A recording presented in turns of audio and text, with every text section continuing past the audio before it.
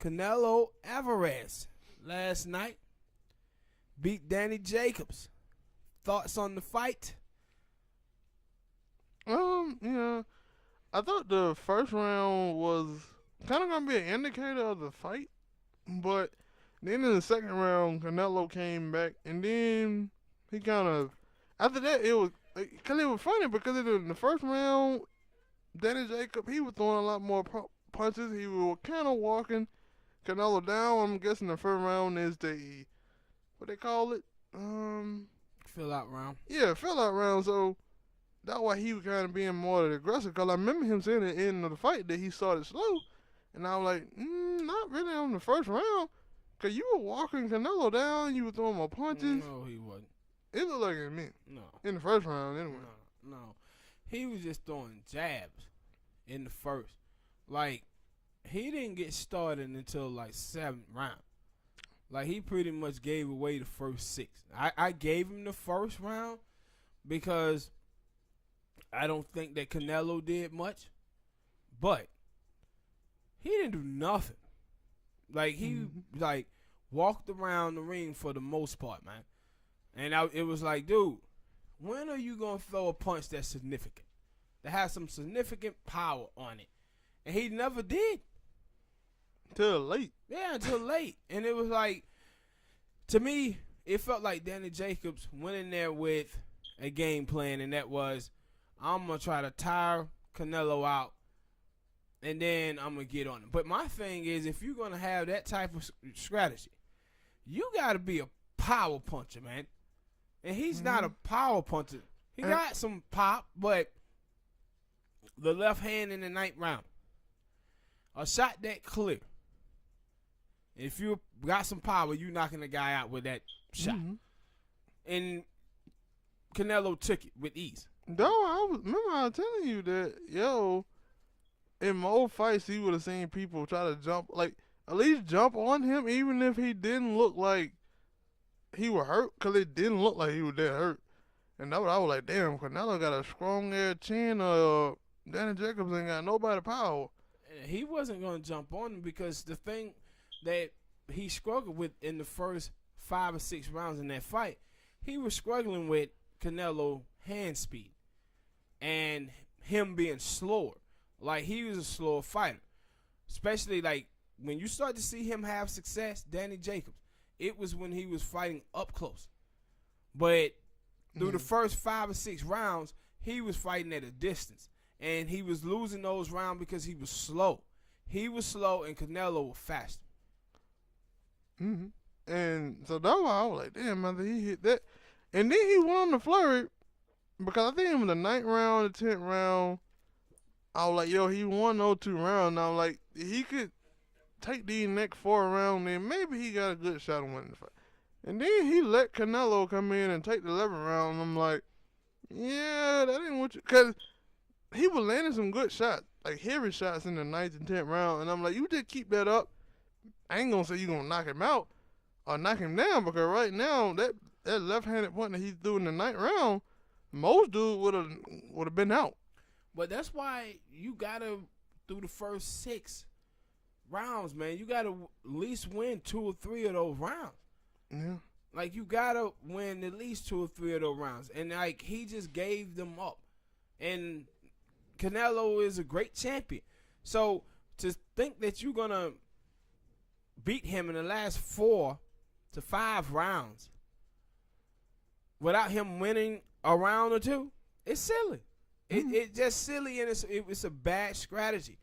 And that's why I said Canelo, in the early rounds, when he was fighting at a distance, him and Jacob, he was making Danny miss headshot after headshot after headshot. And the reason why is because he was slow. Them punches were slow that Jacob was throwing, bro. And remember I had told you in I think it was the 11th round, after that 11th round, because I said, thought that he lost that round, and he went back and hit Cornerman like, how was that round? And I think his Cornerman said, you did good. And I'm like, why you lying to your fighter? But because he was, and I remember after the fight, he was like, I went to talk to my cornerman, and they were telling me that I was up 1 round, and I was like, they were lying to you. They were lying. Like, I think the people gave him the 12th round, But I damn sure didn't get him the 11th round.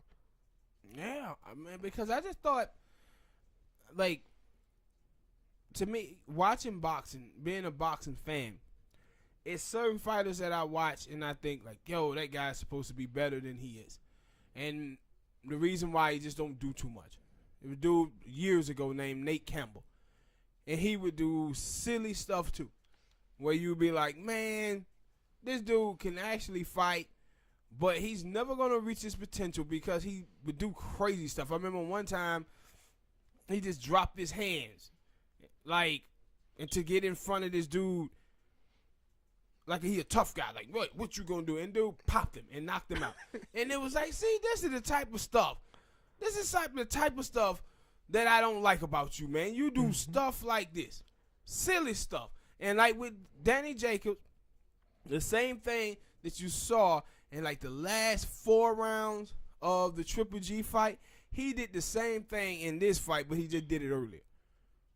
Because, like, when he was in his cornerman was telling him, hey, I get, because they were like right after it was after the 11th round, and I'm like, yo, no, I actually was after the 10th round, because then when he went and lost the 11th round, I'm like, you were doing good 9th and 10th round.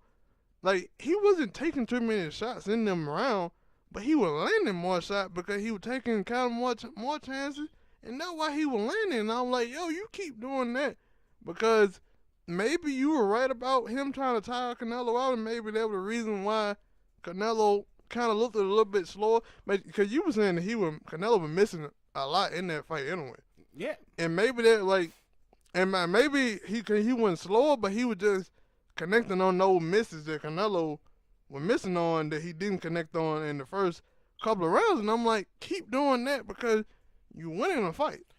But he went after his cornerman told him, hey, want you to slip and move and not get hit too much. And I'm like, he wasn't getting hit. But, see, for me, with Danny Jacobs, he had this game plan. I don't think it was his trainers. It was him. I think it was after the 3rd or the 4th round. His trainer told him, he said, man, we don't want to leave here feeling like we should have done more. Yeah. He said, that ain't what we want to leave him doing. And so his trainer was trying to get him to do more. He just didn't. He just didn't. And like the later half of the fight, it got entertaining. But why? Because he started throwing more punches. Mm-hmm. And it was just like, man, when you watch a fight like that, and you watch with Canelo said, shit, he's just going to give me these rounds. I'm going to take them. Mm-hmm. The only thing he had to do was throw some punches because Jacobs wasn't going to throw back. And I said the reason why he didn't is because he was afraid of Canelo hand speed. That's what it was. And so after the fight, I didn't like Danny Jacobs' interview. He was, I got to go back to the drawing board, watch this video. I said, man, you sound like a dude who came in here for a check. And I'm for real. That's what it sounded like. Like, he came in there for a check. He got that check, and he really leave. Because in the last half of the fight, but the first 5 or 6 rounds, he did nothing to me. Mm-hmm. He did absolutely nothing. And so Triple G and Canelo supposedly going to fight again. Canelo said he wanted to fight that again in September. People were speculating and saying that Triple G is going to be that opponent. Do you want to see a third fight between those two? No.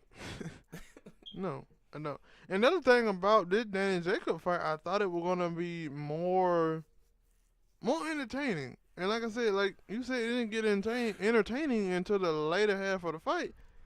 And when I watched both of the old Triple G Canelo fight, they were not entertaining. Like, and I'm different. Like, when I mean by entertaining, like, boxers are actually doing something. I ain't talking about they out here just throwing heavy blows. I mean, it was nothing. Yeah, it was but that was on Danny Jacobs. Like, Canelo was throwing No, I'm not. some heavy I'm not shots. just talking about their fight. I'm talking about all the other 2 fights with Canelo and Triple G too. But again, like I said before, even in those two fights, I still blamed Triple G for that because Canelo walks forward, especially in the second fight. He was getting into Triple G, and Triple G just wasn't returning any fire. And I'm going to touch on that in the one of the next topic we have on Triple G. But the first fight, I thought Canelo let him get him on the ropes too much, and Canelo should have kept the fight in the middle of the ring, and he would have won. I thought an easier decision. The fight ended up being a draw. But in this fight and in that second Triple G fight, it was them guys not engaging with Canelo when he was coming forward and throwing shots. Yeah. All right, people, hit the like button, subscribe.